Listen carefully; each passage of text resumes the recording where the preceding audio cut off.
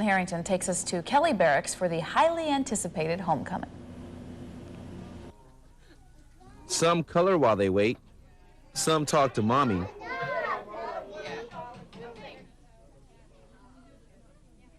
And others just sit. All ages were gathered inside and outside Kelly Barracks with the same thing in common: waiting.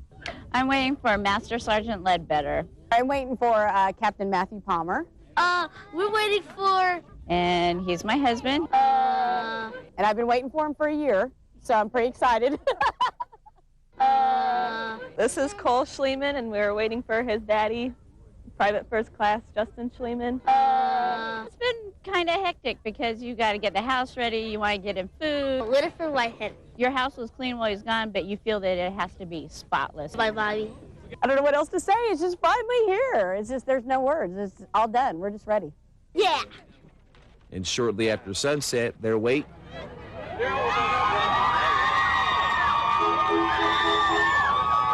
was over. Sorry, Taylor. The 165th MI Battalion was back. Woo, it feel wonderful. I almost tackled him. Straight off the buses and straight into loving arms. Hey! I know my dad. Then it was straight home. From Darmstadt, Army Private Preston Harrington, AFN News. Meanwhile, in Aviano, families are anxiously awaiting the return of their loved ones, due back in just a few weeks. AF Staff Sergeant Chris Vadnais explains some of the youngest family members of the deployed troops have an extra special place to go to wait out their parents' return.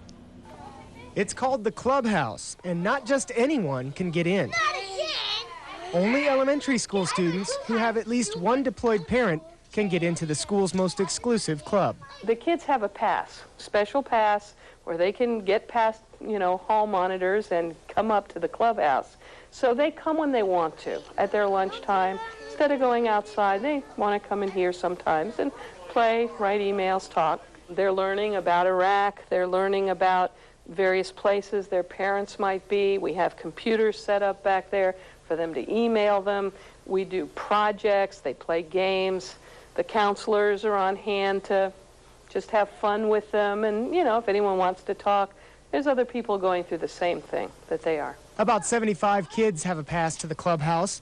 While the program offers a fun environment, the real treat for these kids will be turning the passes back in as Aviano's warriors come home. Staff Sergeant Chris Vadnais, Air Force News, Aviano Air Base, Italy. The program falls in line with the U.S. Air Forces in Europe's Combat Care Program, striving to focus on family members of deployed troops. Well, as it is with war, not all of the soldiers who go downrange make it home to their families. With just a little more than a month left to go, Eagle Troop soldiers in Baghdad held a memorial service for two of their teammates who made the ultimate sacrifice in support of Operation Iraqi Freedom: Sergeant Patrick Tanish and Private First Class William Ramirez.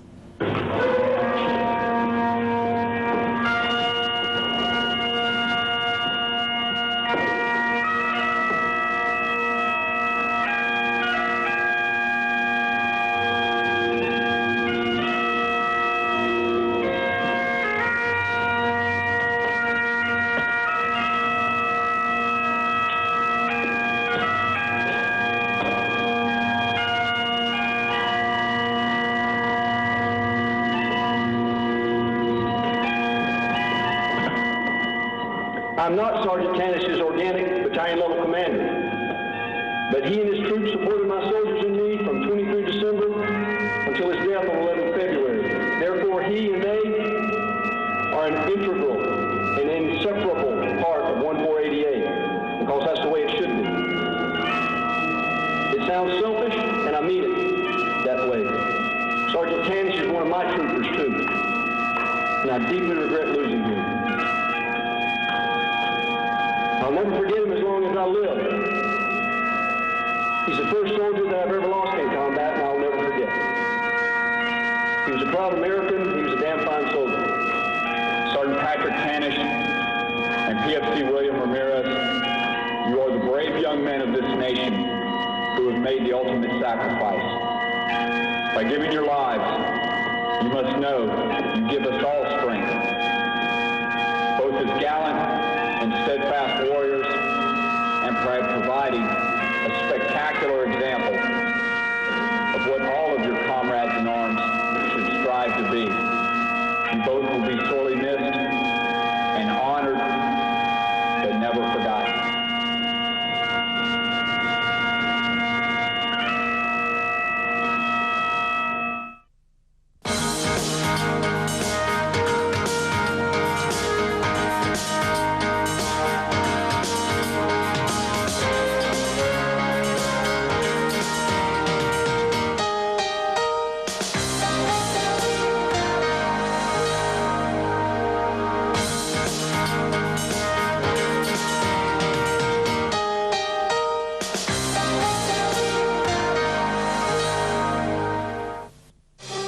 AFN Open Line.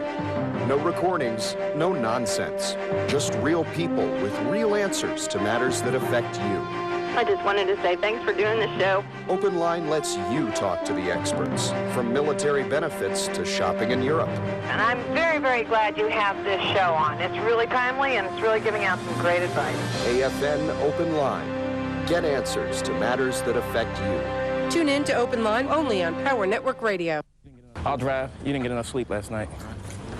Every year, the #1 killer of our soldiers is off-duty POV accidents. Sergeants, those men and women dying in their cars, they could be your soldiers. Know what your troops are doing off-duty and talk to them about the dangers of the road. Teach them that alcohol, speeding, fatigue, and lack of seatbelts are the primary reasons for death. Look out for their safety. That's what sergeants do. Okay, buckle up. You know, I can honestly say I don't think I have a clue what the weather was like outside today. I don't remember sticking my head out the window even. It's a little to see what the chilly, weather but was a little like. sunny out there. But it makes no difference because it's Friday. That's right. That's all that really matters. Let's go ahead and check in with Airman First Class Ben Lee and see how the weekend looks. Thank you. Let's take a look at your weekend weather. We can see this high in the northeastern Atlantic is continuing to pump in moist air throughout the United Kingdom, bringing in lots of stratus through Scotland and Ireland. Again, this low pressure over Central Europe is going to continue to swing troughs through, bringing in lots of snow showers, although partly cloudy skies will become more and more frequent, and temperatures will continue to rise as the air mass modifies over land. In the south, we can see this low pressure system is generating up along the Spanish coast into the Mediterranean, and will continue to pump through and become a weather player in the next week.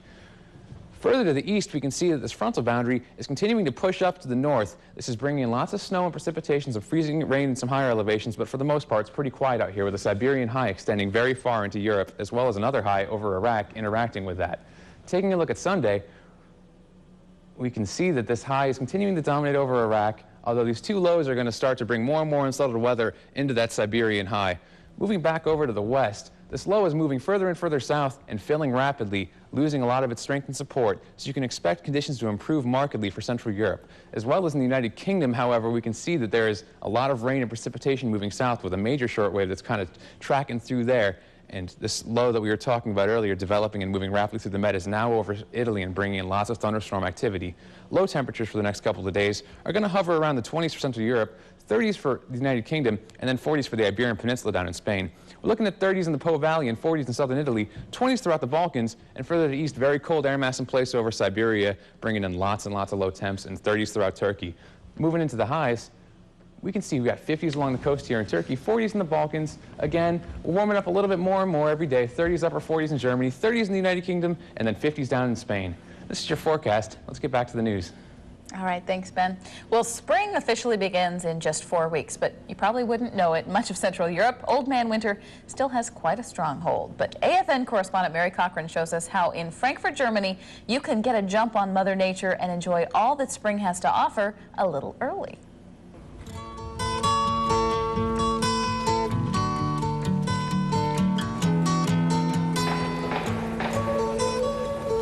It is still very much winter here in central Germany, but at the Palmen Garden, one of Europe's largest botanical gardens, it's a whole nother story. Here comes the sun. Here comes the sun. It's all Every year, 4 weeks before the spring is outside, the Frankfurt Palmen Garden have a big spring flower exhibition. This exhibition attracts more than 60,000 visitors in 2 weeks. The sign of spring, I think, for everybody is a little bit the tulip.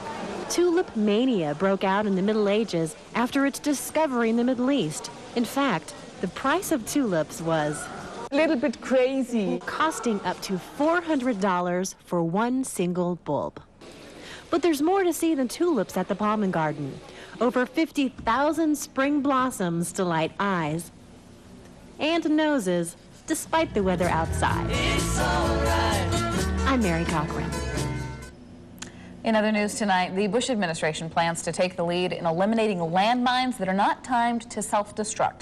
The State Department is expected to announce the new policy today. However, the U.S. will not sign a 150-nation anti-landmine treaty. The new policy will double what the United States spends annually as well to locate and remove mines considered hazardous to people and that serve no deterrent purpose. Kiowa Warriors, Blackhawks, Abrams tanks, and Bradley fighting vehicles. Mix them all together with some highly motivated soldiers and intense training, and you're sure to find a successful team. Specialist Michael Cox has more. Troops from the 4th Cavalry participated in a zone reconnaissance exercise recently. The combined arms unit moved through the Twin Bridges training area as 2 teams. One team scouted an area searching for the enemy. The other team acted as the rival, waiting to ambush from hidden locations. Today we're out here conducting platoon ex-evals. It's the external evaluation of platoon's ability to conduct certain metal tasks. Metal tasks that we were conducting today was a zone reconnaissance. The exercise is designed to challenge the soldiers both mentally and physically. The most challenging aspect is just trying to see them before they see you, basically, and knowing when that is, when your position's compromised, so you gotta retrograde. The 4th Cav conducts 4 days of zone recon exercises twice a year. This training is paramount in helping the cavalry maintain their skills. This is very important to our job because this is what we do in combat. This is part of our role, one of our bread and butter missions. Scouts we do zone reconnaissance, route reconnaissance. So by coming out here and giving the opportunity to practice this twice a year, it helps us keep up our skills, otherwise they become perishable. The training is long and exhausting, and lessons learned can be put to use the next time this exercise is conducted. Specialist Michael Cox, AFN News. Well, force stabilization is one of the Army Chief of Staff's major areas of focus. It's an attempt to reorganize things in a way that has the most beneficial impact for both soldiers and their families. Sergeant Julianne Cochran explains. Force stabilization is designed around 2 manning strategies: home basing and unit-focused stability.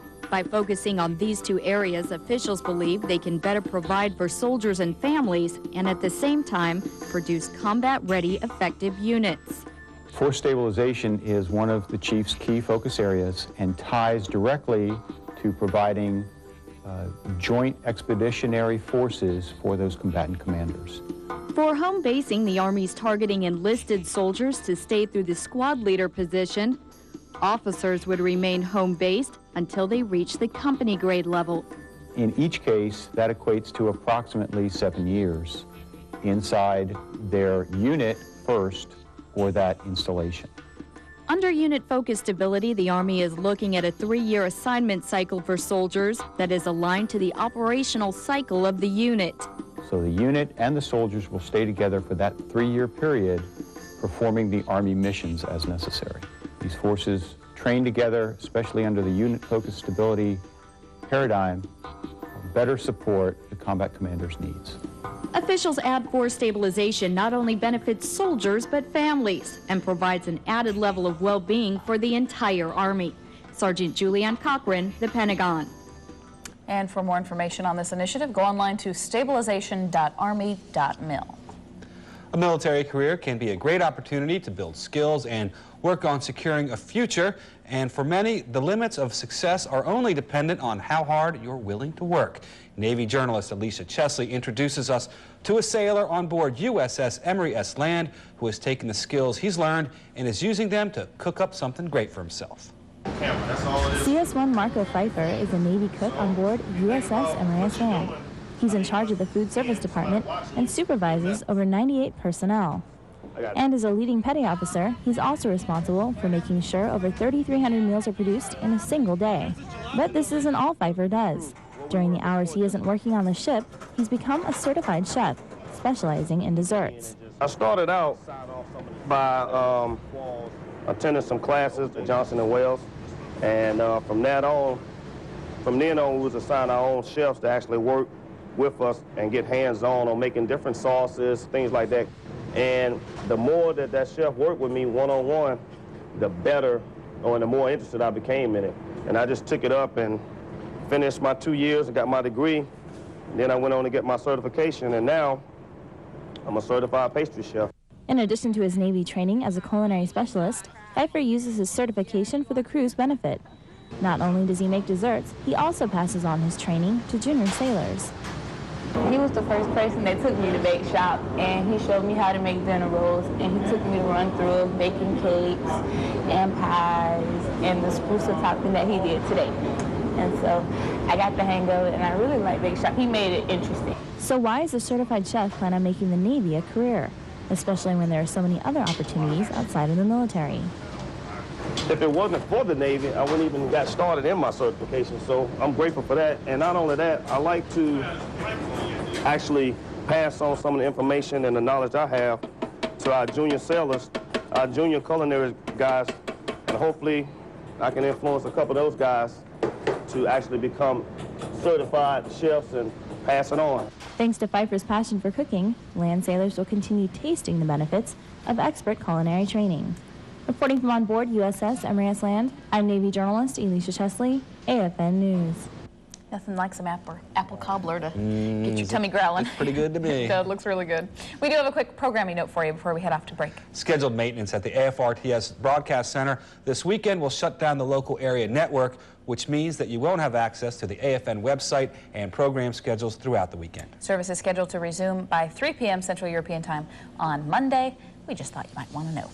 And it's time for us to take a short break, and some of our affiliates are going to go to local programming this time. But for the rest of you, we've got the latest news from stateside on the way. Plus, for many, Black History Month is a chance to look back at leaders who've made a major impact on the lives of African Americans. But we're going to show you how one military community is using this time to look toward the future. Stay tuned. You're watching the AFN Evening News.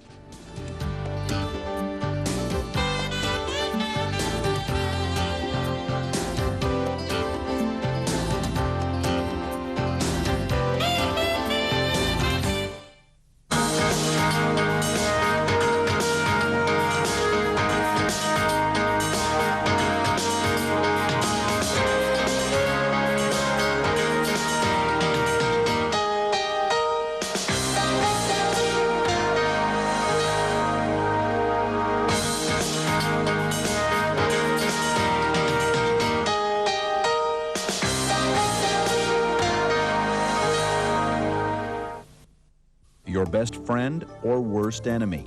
A heater will take the chill out of your tent if used properly. If not, it may take your life. Whether on deployment or training, soldier hard and soldier safe. If you're planning a journey and you don't have a map, it's easy to get lost. Career development boards will make your journey with the Navy much easier. These boards enable sailors to assess where they are, where they're headed, and how they will get there. Information on topics such as rate transition, advancement, or special schools are just some of the things you need to discuss to make success in the Navy a reality. See your career counselor today to map out your journey for tomorrow.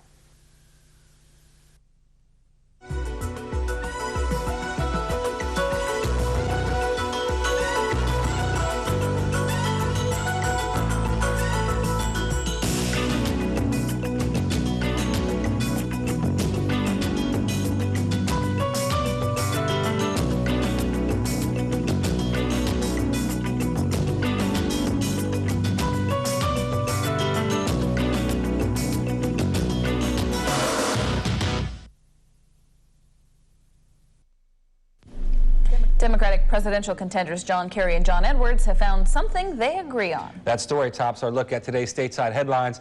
During the Democratic presidential debate Thursday night in Los Angeles, they both opposed gay marriage, but they also said they don't support President Bush's decision to try and write a ban into the Constitution. On the death penalty, Kerry said it should be used only in cases of terrorism, while Edwards said crimes like race killings also deserve the ultimate punishment.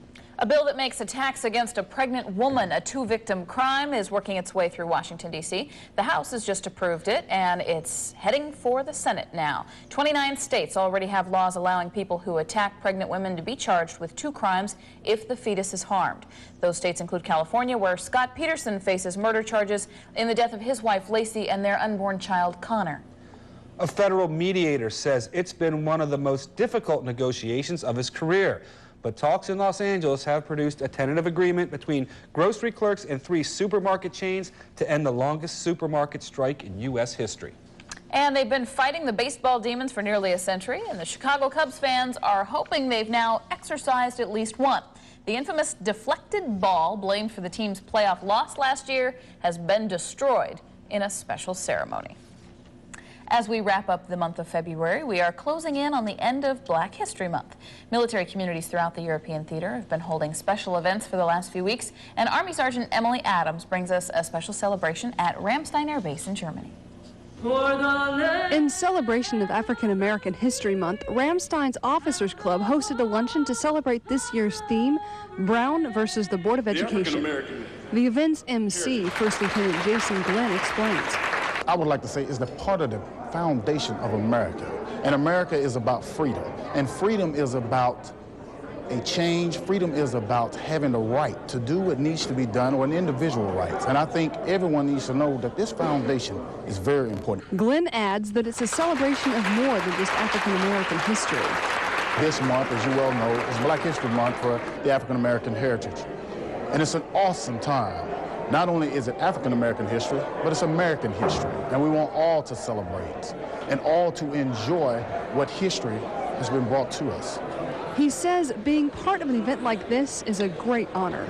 It is outstanding. It's an opportunity of a lifetime. I may never get this opportunity again, but today I just want you to know, and everyone out there to know, that it is a great experience to be an African American, also to be an American, and to share this part of history. The luncheon included several guest speakers and lots of great food. Reporting from Ramstein Air Base, Germany, Army Sergeant Emily Adams, AFN News. Also in line with Black History Month, the Naples African American Heritage Committee put together a health fair with a special focus on the health of Black Americans. We sat down as a committee and we were looking at the things that we normally do for African American Black History Month. And usually we do a lot of stuff where we're talking about things of the past, great people of the past, the wonderful forefathers. I mean, really, Martin Luther King, W.B. Du Bois, all those good guys. But we wanted to focus on the future, here and now. So we wanted to focus on what we can do to prolong our lives, or what we can do to have better quality of life. The leading causes of death for African Americans include things like heart disease and diabetes, so the committee set up tables designed to teach the public how to lead a long and healthy life. So we wanted to bring that awareness to the fact that we're dying young, we're dying fast, and it doesn't have to be that way. In addition to looking back at the successful leaders of the past during Black History Month, Naples African American Heritage Committee has chosen to look ahead and what it will take to have a bright future as well. High school seniors who plan to major in journalism or mass communication at a four-year college can take advantage of a special opportunity to get some financial assistance with their tuition.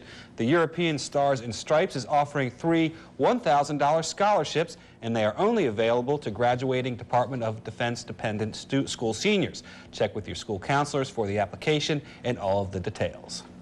Well, a few of our AFN affiliates are going to take their own little break with some local programming from here, but for the rest of you, stick around. That's right, we're going to show you why Paris is known as the City of Lights. So stay tuned, you're watching the AFN Evening News.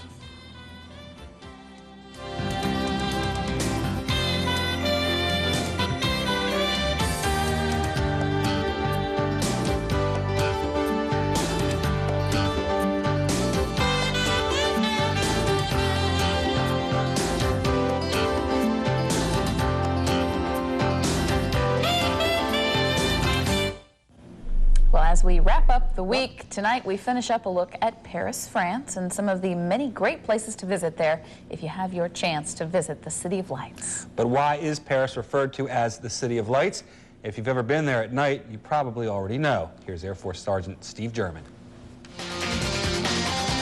As the sun begins to fade over the city of Paris and the day comes to a close, the city wakes up again with lights. It's easy to see at night why Paris is called the City of Lights.